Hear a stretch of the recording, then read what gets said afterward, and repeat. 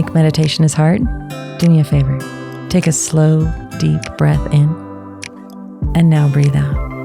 Congratulations. You just meditated.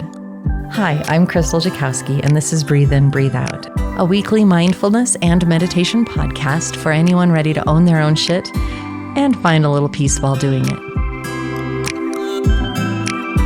Welcome back to Breathe In, Breathe Out. I'm Krystal Jakosky, and as always, it is such a thrill to be here in the podcast studio, just cuddled up. I've got a nice big shawl wrapped around me, keeping me warm as we just enjoy. And I was smart. I put an oil heater out here, so it was actually cozy and delicious. So loving it. Today, I wanted to talk a little bit about pottery.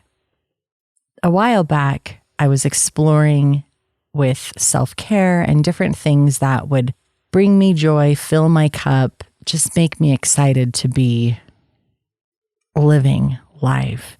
And I tried floating and I tried a lot of different things.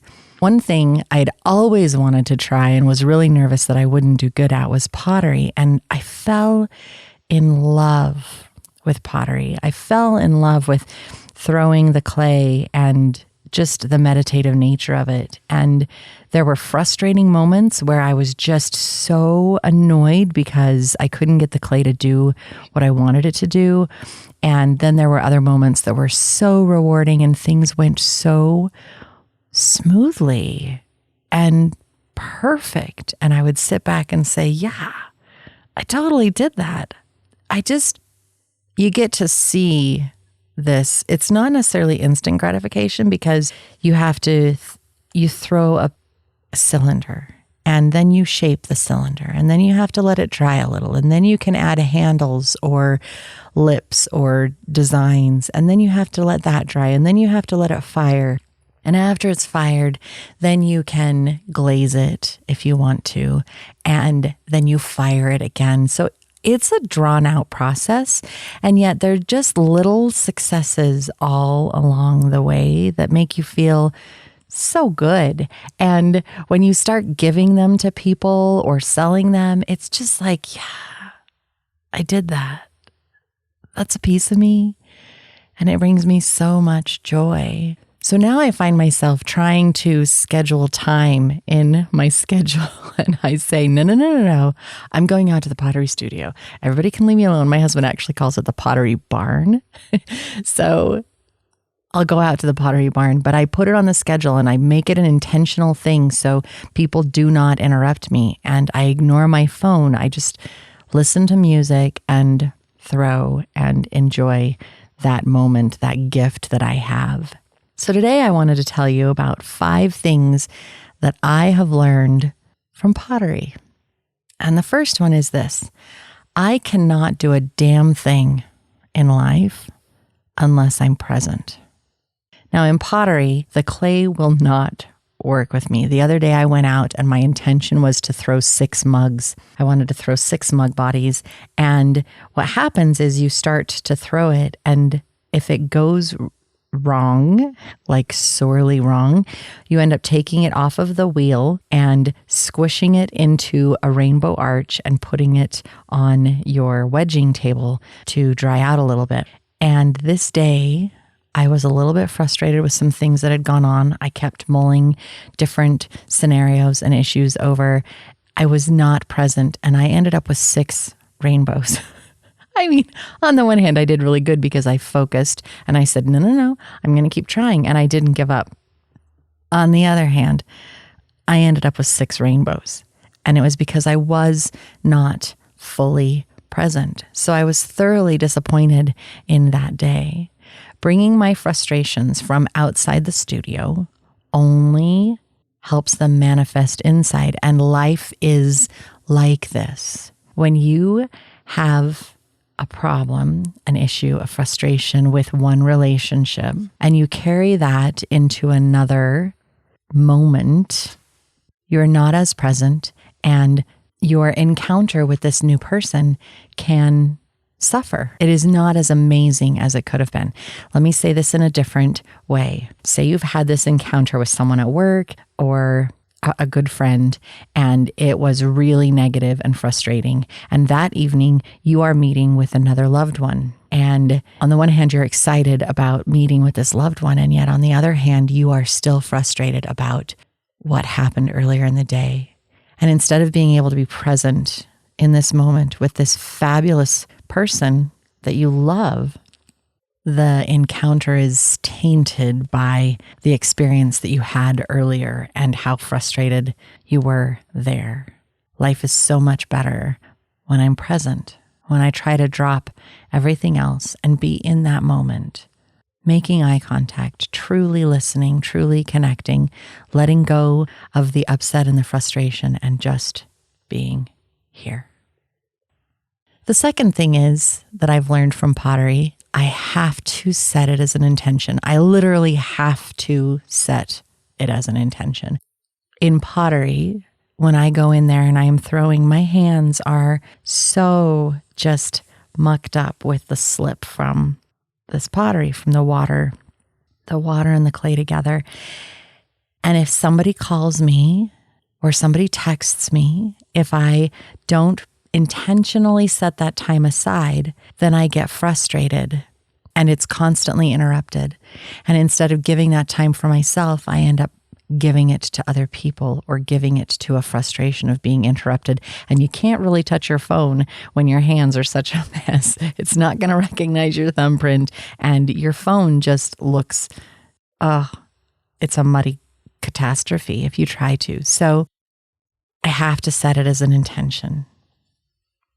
Not only that, if I don't set it as an intention, I find it hard to get out there. I find it hard to find the time to go to the studio and play for a couple of hours, because once I get out there, I lose track of time. And 4, 5, 6 hours later, I'm still playing. So if I don't set that intention that I'm going to go do pottery, it's not going to happen. And in life, if we don't set that intention, I am going to be present, or I am going to do this, I am going to give myself some self-care, or I am going to nurture, or I'm going to water the plants so they don't die. If you do not set it as an intention, it will not happen. Number 3, I have to verbalize and enforce. This is all about setting boundaries. I have to let those who might need me in that afternoon, namely my husband, know that he needs to come talk to me if he needs something, because I'm not going to look at my phone. And I have to put my phone on Do Not Disturb. Otherwise, I'll get frustrated with all of the interruptions, and throwing fantastic objects will not happen because I'm constantly interrupted.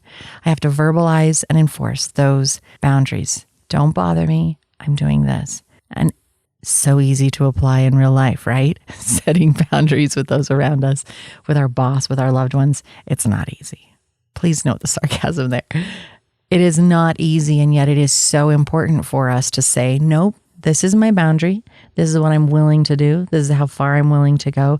And then I'm done. I am not going to cross that boundary because I know that it will just give me upset and frustration.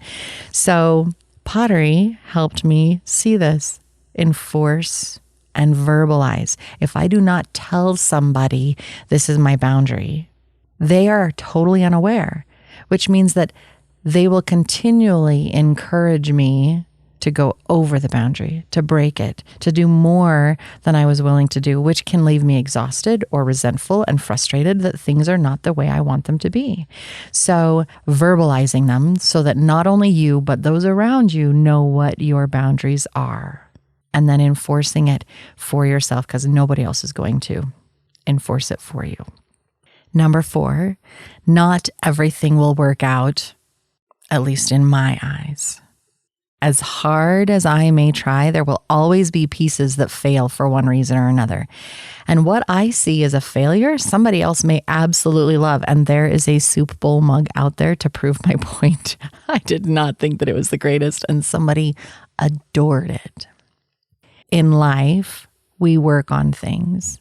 We make an attempt, and it may not happen. It may fall through, and we may get really frustrated and disappointed. And yet somebody else may look at it and say, damn, that was an amazing accomplishment. that was really impressive. Or good job, I'm proud of you for A, B, C, or X, Y, Z. In my eyes, it may have been a failure, but in somebody else's, it was a success. Think about it. And the fifth thing that I have learned from pottery is expecting perfection the first time that I try is a surefire way to ensure a need to start over multiple times. As much as I hated to hear it while taking piano lessons, practice, practice, practice. Not practice makes perfect, just practice. This is how you improve any skill. No one is going to sit down and be perfect at something the very first time they try. There are going to be mistakes. You're going to have to work at it. You're going to have to learn. You find new tips and tricks. You learn how to improve and be better at it, whether it's sports or crafts or hiking or whatever it is that you are doing. It takes time. And there can be a lot of fun in taking that time and learning new things. And yet expecting perfection the first time that you try to shoot a basketball, expecting perfection the first time that you try to throw a mug or a teapot, which, by the way, I have not attempted because I hear that they are really difficult. The first time is practice. And you get to keep practicing and you keep playing around with it. And as you improve, I'm sure you see how this applies in daily life as it has more than applied in pottery.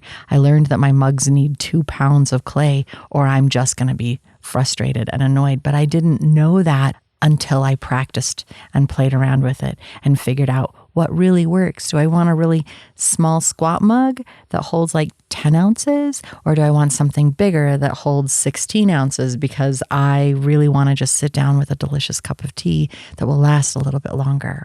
So I hope that you've enjoyed my little tangent on the things that I've learned from pottery. I know I have. I know I've enjoyed just sitting back and ruminating on the different things that we can learn from the different things that we do.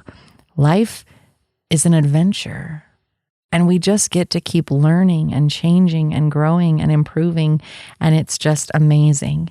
So pottery is a new thing for self-care for me, and I am constantly just trying to find time and setting that intention to go out and play and have fun. And I really hope that you are finding those things too that teach you something and yet also bring you a ton of joy. I'll see you here next time on Breathe In, Breathe Out.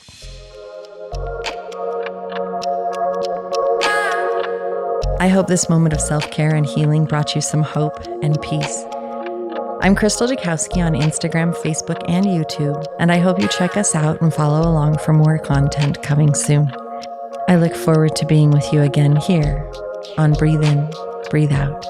Until next time, take care.